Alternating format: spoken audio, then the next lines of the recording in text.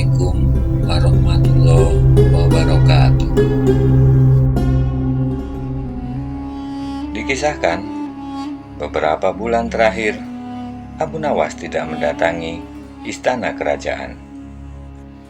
Suasana istana yang dulu ramai saat hadirnya Abu Nawas, kini sudah tidak ada lagi. Hal tersebut tentu saja membuat Baginda Raja Harun al-Rasyid merasa sepi.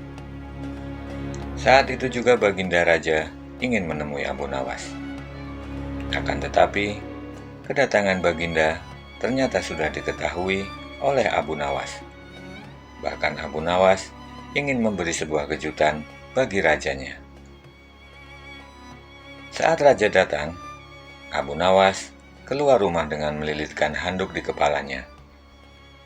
Dia lalu duduk di pinggir jalan, tepat di depan rumahnya. Begitu melihat tingkah kocak Abu Nawas tersebut, Baginda Raja sontak langsung tertawa terbahak-bahak.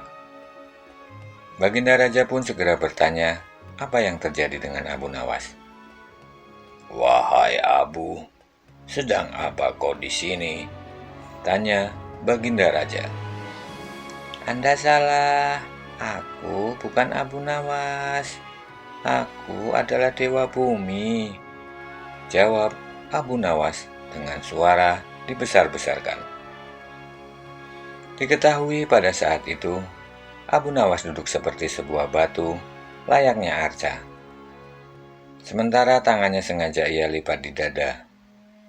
Sepertinya, Baginda mulai mengetahui jika Abu Nawas sedang mengerjainya.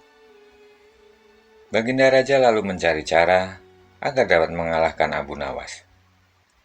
"Jika engkau adalah Dewa Bumi, tentunya engkau dapat membesarkan mata prajuritku yang sipit ini. Jika engkau tidak bisa, engkau akan dihukum pancung," titah Baginda Raja dengan suara menakut-nakuti. "Tuan sudah keliru memberi tugas kepada Dewa Bumi. Tugas tersebut harusnya diberikan kepada Dewa Langit, sebab dialah yang mengurus segala masalah dari pusar ke atas," jelas Abu Nawas meyakinkan Baginda Raja. "Jika begitu, lantas tugas Dewa Bumi itu apa?" tanya Baginda Raja penasaran. "Apabila Baginda meminta pertolongan kepadaku, urusanku adalah segala yang berkaitan dengan bagian pusar ke bawah," kata Abu Nawas, membuat sang raja diam.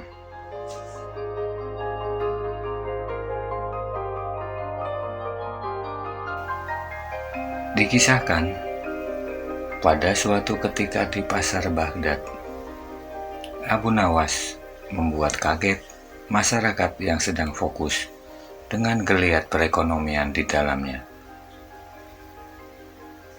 "Wahai manusia, saya Abu Nawas. Saya adalah orang yang tidak suka dengan yang hak. Saya suka pada fitnah, dan saya lebih kaya daripada Tuhan," teriaknya di hadapan ratusan orang. Orang-orang yang berada di pasar merasa terkejut, sebab selama ini Abu Nawas dikenal sebagai seorang muslim yang taat, meskipun dikenal sebagai orang yang jenaka.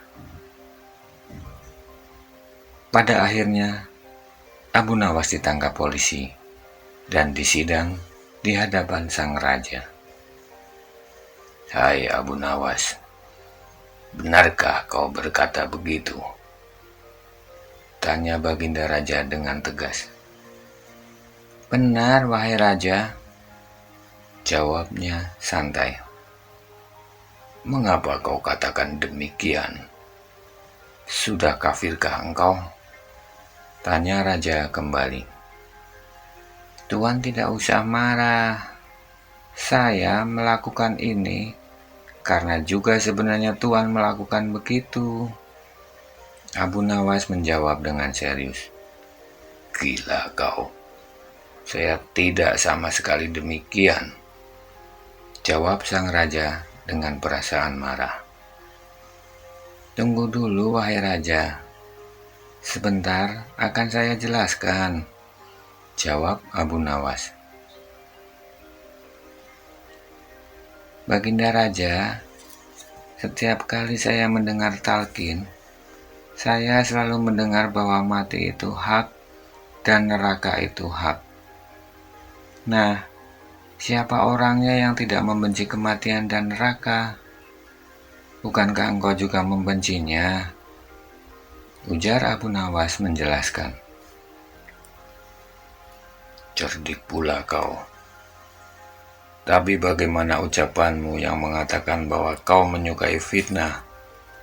Lanjut sang raja. Wahai raja, bukankah di dalam Al-Quran disebutkan bahwa harta dan anak-anak adalah fitnah? Namun bukankah raja juga memiliki harta dan anak-anak juga sebagaimana saya? Tanyanya. Ya memang, tapi bagaimana sampai kau bilang lebih kaya dibandingkan dengan Tuhan? Jawab sang baginda. Ya, saya lebih kaya dari Tuhan karena saya memiliki harta dan anak, sedangkan Tuhan tidak. Jawab Abu Nawas. Itu memang benar. Namun mengapa kau katakan itu di hadapan publik? Tanya baginda raja. Agar saya ditangkap dan dibawa ke baginda raja. Apa untungnya kau ditangkap dan dibawa ke sini? Agar saya diberi hadiah oleh raja. Jawab Abu Nawas. Mendengar jawaban-jawaban Abu Nawas, baginda raja dan orang-orang yang sebelumnya menghakimi Abu Nawas berbalik menjadi tertawa riang. Tak lama kemudian, baginda raja pun memberikan hadiah kepada Abu Nawas. Wassalamualaikum warahmatullahi wabarakatuh.